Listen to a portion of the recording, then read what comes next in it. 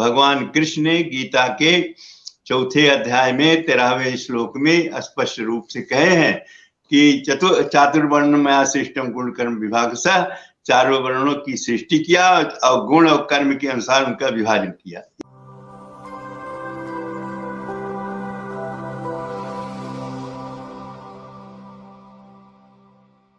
नमस्कार दोस्तों, मैं प्रशांत कौशिक संवाद इंडिया के मंच पर आप सभी का हार्दिक स्वागत करता हूं, हार्दिक अभिनंदन करता हूं, हार्दिक अभिवादन करता हूं। जैसा आप सभी जानते हैं कि संवाद इंडिया के मंच पर विभिन्न महत्वपूर्ण विषयों पर चर्चा हम आपके सामने हमेशा लेकर आते रहते हैं और आज भी उसी संदर्भ में एक बहुत ही महत्वपूर्ण चर्चा हम आपके सामने लेकर प्रस्तुत हुए हैं। और संवाद इंडिया के मंच की जो हमारी आज की चर्चा है वह मोहन भागवत जी ने जो पिछले दिनों बयान दिया था कि जाति व्यवस्था पंडितों के द्वारा बनाई गई है, इस पर काफी विवाद हुआ और सभी ने अपने अपने तरीके से इसकी व्याख्या की। जो उनके पक्ष में थे उन्होंने अलग तरह से व्याख्या की और जो विपक्ष में थे इस बयान के उन्होंने अपनी अलग तरह से व्याख्या की। तो इसको लेकर मोहन भागवत जी काफी आलोचना भी हुई। उसके पश्चात जब इस विवाद बढ़ा इस विषय पर, तो एक तरह से उनके जो प्रवक्ता थे उन्होंने बताया कि पंडितों से मतलब उनका ब्राह्मण नहीं था, उनका मतलब था विद्वान लोगों से। तो लेकिन उसके पश्चात भी यह विवाद थमा नहीं और लगातार विवाद ये बढ़ता रहा। इस पे विपक्ष की बातें सामने आती रहीं। इससे पूर्व एक घटनाक्रम और हुआ था, इसमें स्वामी प्रसाद मौर्य जी के द्वारा चौपाई को लेकर कुछ बातें कही गई थी, उस पर भी बड़ा विवाद बना और लगातार वह विवाद भी राजनीति के केंद्र में बना हुआ है। तो इन सब विषयों पर हमने बात की। जो श्री राम जन्मभूमि है अयोध्या में, उसके जो मुख्य पुजारी जी हैं आचार्य सत्येंद्र नाथ जी, उन सबने इस विषय में जाना किस तरह से इन विषयों को वे देखते हैं, उनकी नजर में ये जो विषय उठाए गए हैं क्या ये ठीक है या अनुचित है। चाहे मोहन भागवत जी का बयान हो या स्वामी प्रसाद मौर्य जी का बयान हो, और दोनों विषयों पर, दोनों बयानों पर श्री राम जन्मभूमि के मुख्य पुजारी आचार्य सत्येंद्र नाथ जी क्या कहते हैं, आइए जानते हैं सत्येंद्र नाथ जी से। आचार्य जी प्रणाम करता हूं आपको। हाँ, शुभ आशीर्वाद। आपका स्वागत है संवाद इंडिया के मंच पर जी। और आज का जो हमारी चर्चा है वह आरएसएस के जो प्रमुख हैं मोहन भागवत जी के बयान के संदर्भ में। उन्होंने कहा है कि जो जाति व्यवस्था है वह पंडितों के द्वारा बनाई गई है और जब इस उनके बयान पर विवाद बढ़ा तो बताया गया कि उनके प्रवक्ता के द्वारा उनका पंडितों का मतलब ब्राह्मण से नहीं था, विद्वान से मतलब था। लेकिन विवाद थमा नहीं है, लगातार इस पे जो विभिन्न लोग हैं अपने अपने तरह से बयान की व्याख्या कर रहे हैं। आपको क्या लगता है कि इस बयान के पीछे मोहन भागवत जी की क्या सोच थी और इस बयान के आप क्या मतलब निकालते हैं, आपके नजर में क्या मायने इस बयान के? देखिए, पंडित के मतलब ब्राह्मण। कोई भी काम होता है, चाहे कथा वाचना हो तो पंडित जी को बुला लो, अथवा ब्राह्मण जी को बुला लो। यज्ञ अनुष्ठान करना है, पंडित जी को बुला लो। भागवत की कथा करना है, पंडित जी को बुला लो। और इसी प्रकार से जितनी भी कर्म कांड है उसको भी करने के लिए पंडित का सीधे अर्थ ब्राह्मण होता है। और पंडित के शाब्दिक अर्थ जो लगा करके वह कह रहे हैं, तो पंडित ज्ञानी को कहते हैं। लेकिन हर विषय का ज्ञान जो होता है अलग अलग होता है, इसलिए कोई वैज्ञानिक है तो उसको पंडित नहीं कहेंगे, कोई दार्शनिक है उसको पंडित नहीं कहेंगे, कोई और भी विषय का ज्ञान रखने वाला है योग्य तो उनको उसी विषय से संबोधित किया जाएगा, लेकिन पंडित नहीं कहा जाता। पंडित शब्द जो आम मानस में प्रचलित है वह केवल ब्राह्मण के लिए ही है। इसलिए जो मोहन भागवत जी ने कहा है पंडितों ने किया, ये वही सोच करके कहे हैं कि ब्राह्मणों ने किया। ब्राह्मण के लिए स्पष्ट है, जो इनकी उत्पत्ति हुई है उसमें है ब्राह्मणस्य मुखमासीत बाहु राजन्या कृतः उरु तज्जद वैश्य पदभ्याम गंग शूद्रो अजायत है।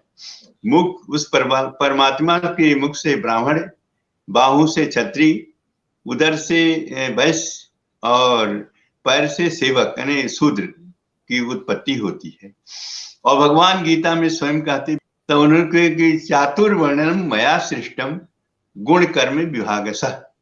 चारों वर्णों की सृष्टि मैंने किया है, लेकिन उनके गुण और कर्म के अनुसार है।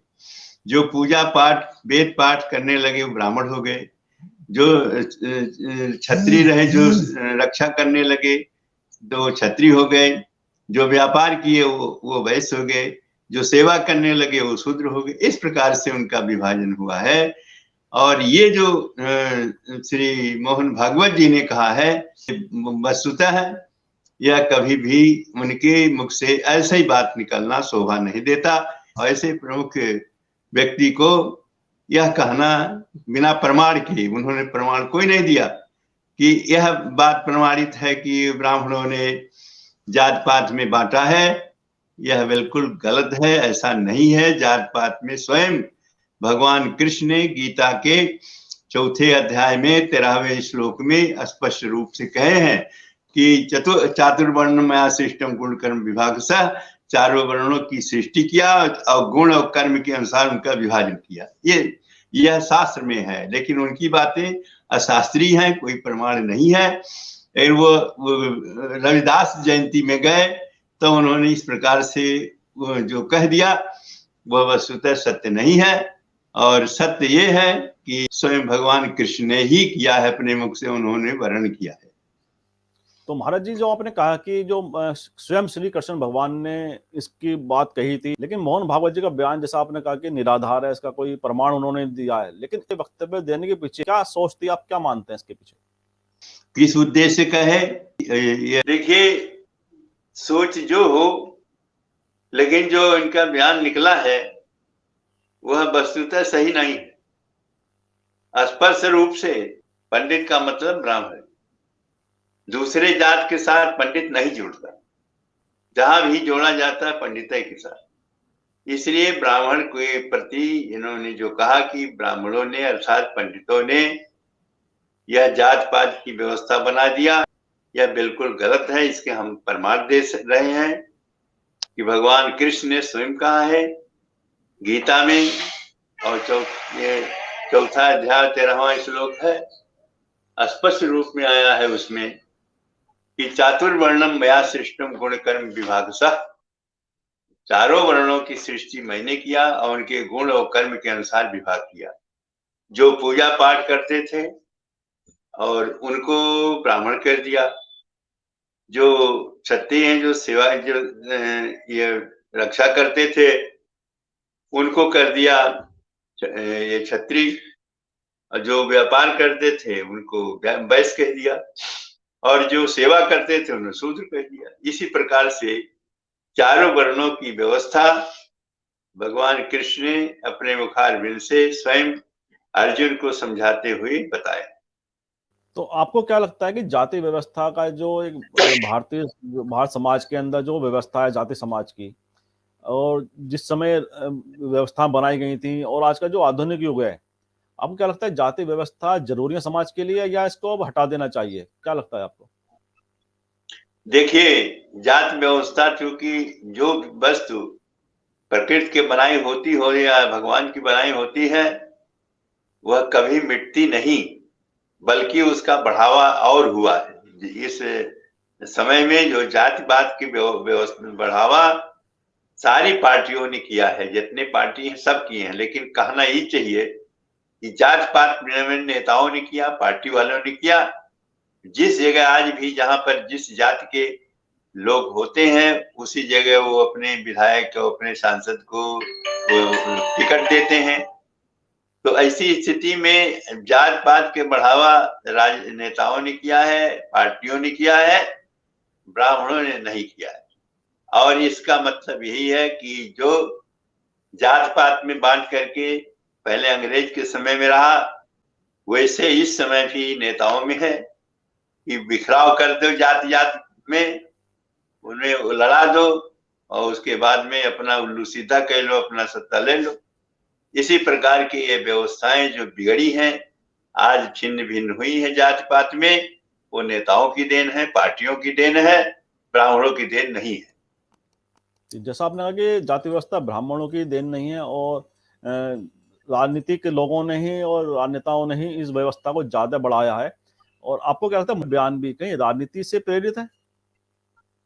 देखिए, राजनीति से प्रेरित स्पष्ट रूप होता है कि जब इसी बीच में रामायण पर स्वामी प्रसाद मौर्य एक प्रकरण उठा दिए और उन्होंने कहा कि रामायण में कुछ जातियों के लिए, ब्राह्मणों के लिए, स्त्रियों के लिए, गंवारों के लिए, शूद्रों के लिए, ये सब की बातें जो कही गई हैं वो वस्तुतः उचित नहीं है, ये अपमान है, इसलिए इनको हटाया जाए। यहाँ तक कि उनके अनुयायियों ने इस पवित्र रामचरितमानस को भी जला दिया है।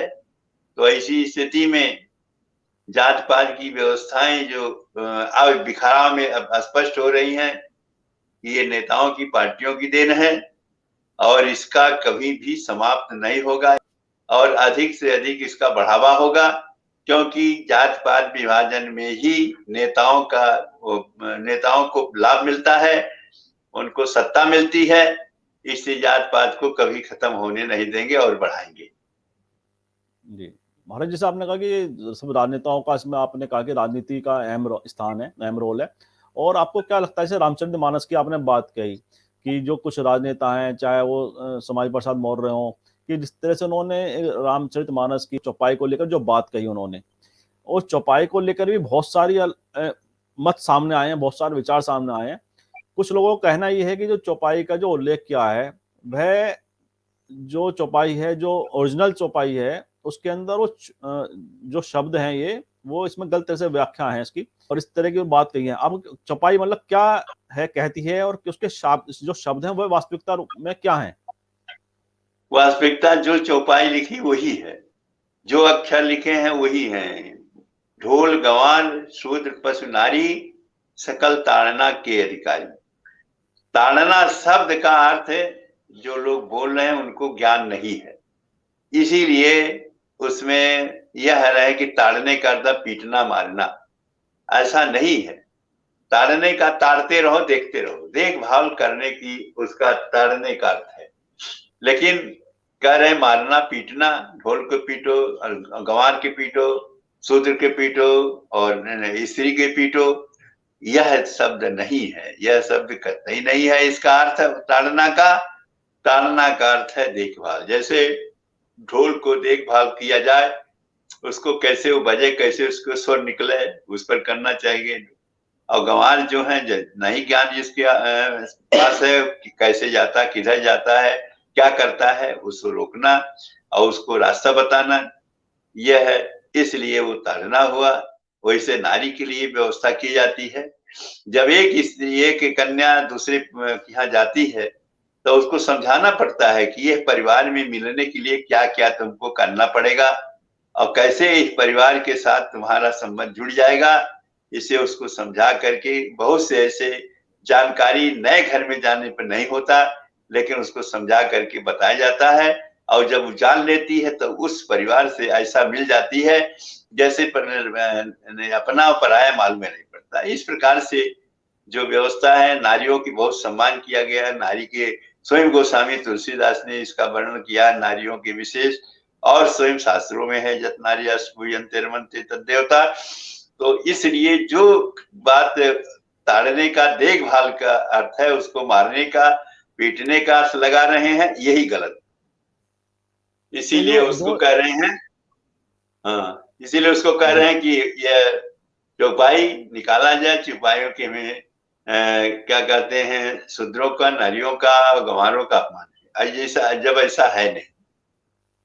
जी जी, जैसा आपने कहा कि गलत से इसका जो उसका व्याख्या की जा रही है, ऐसा कोई मतलब नहीं है उसका। आपने बताया कि इसका मतलब है शिक्षा देना या उनको समझाना, उन्हें अच्छे रास्ते की तरफ बढ़ाना। लेकिन बात हो जाती है कि जो धार्मिक महत्व के जो विषय रहते हैं, तो उसमें जो राजनेताओं के द्वारा उसमें अपनी जो बात कही जाती है, क्या वह धार्मिक महत्व के मुद्दों को कहीं ना कहीं भटका देते हैं? हाँ बिल्कुल, भटका देते ही, भटका करके ही अपना, आप जैसे स्वयं वर्तमान समय में स्वयं प्रसाद मौर्य ने भटका दिया। बहुत लोगों ने कहा शुद्ध होने के लिए, स्वयं अखिलेश कह रहे हैं कि हम न यादव हैं न सिंह हैं, जबकि अखिलेश सिंह यादव, अब वो कह रहे हैं हम शूद्र हैं। तो इस प्रकार की बातें चली और लोग कहने लगे, और कुछ लोगों ने उसके बात पर वो सके भी जला दिया। ऐसे पवित्र ग्रंथ को, जिससे लोगों को शिक्षा मिलती है, भगवान राम के चरित्र को देखिए और उनके अनुसार चलिए, तो किसी प्रकार का कोई देश में, परिवार में विवाद नहीं हो सकता। बड़े का सम्मान, छोटे का सम्मान, मर्यादा।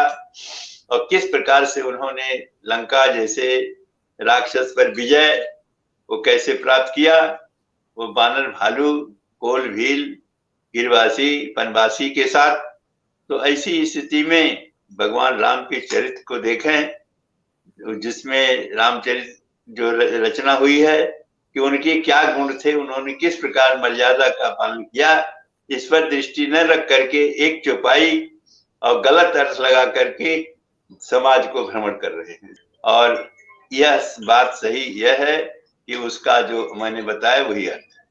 दोनों बात राजनीति से प्रेरित है और इसमें कुछ नहीं है, चाहे स्वामी प्रसाद मौर्य को हो, चाहे वो मोहन भागवत जी का हो, ये राजनीति से प्रेरित है।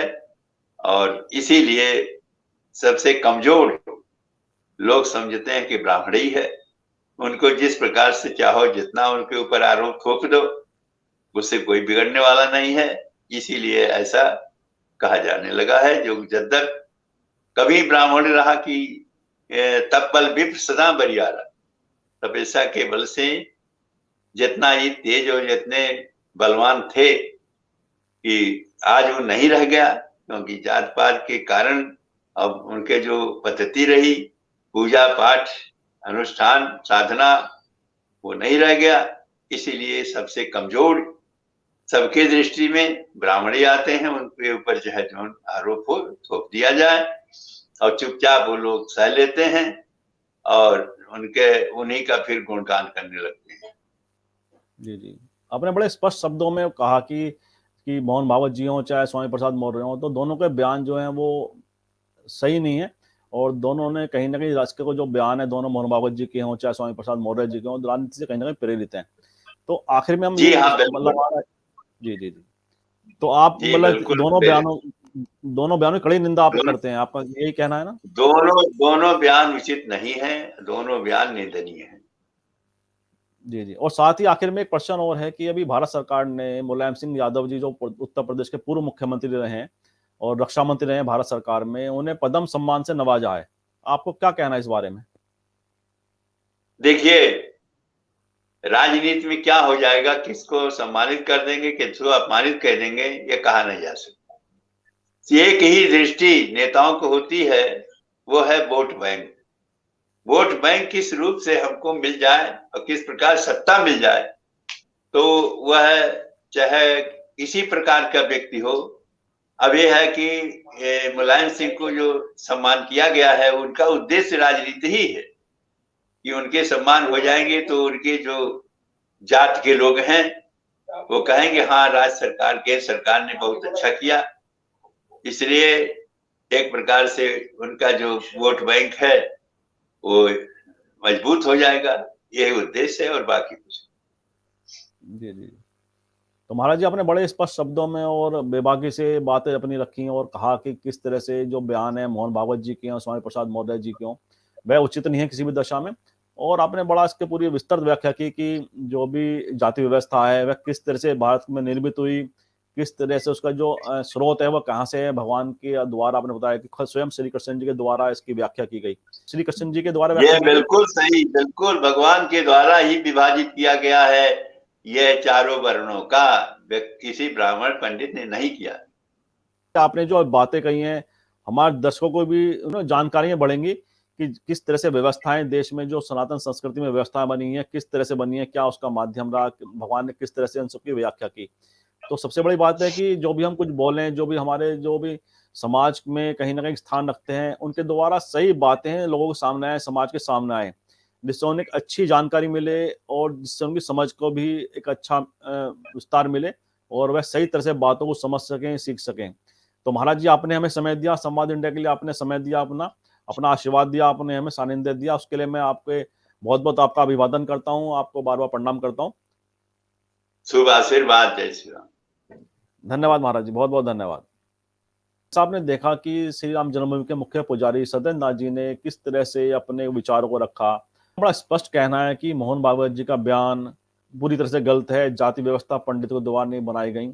और साथ ही स्वामी प्रसाद मौर्य जी के बयान को भी उन्होंने खारिज किया। उन्होंने कहा कि इस चौपाई का यह मतलब नहीं है जो व्याख्या की गई है।